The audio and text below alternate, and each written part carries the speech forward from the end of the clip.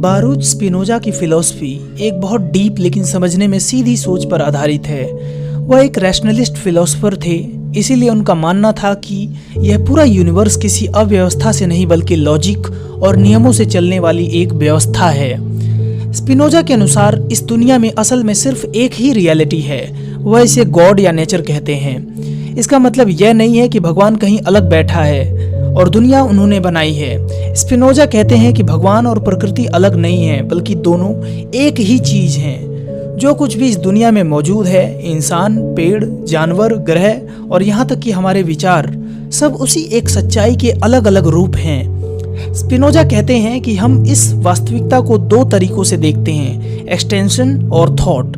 Extension मतलब भौतिक दुनिया जैसे शरीर और वस्तुएं, थॉट मतलब हमारे विचार और भावनाएं। लेकिन ये दोनों अलग नहीं हैं बल्कि एक ही सच्चाई को देखने के दो तरीके हैं। इसी से उनकी डिटर्मिनिज्म की सोच आती है।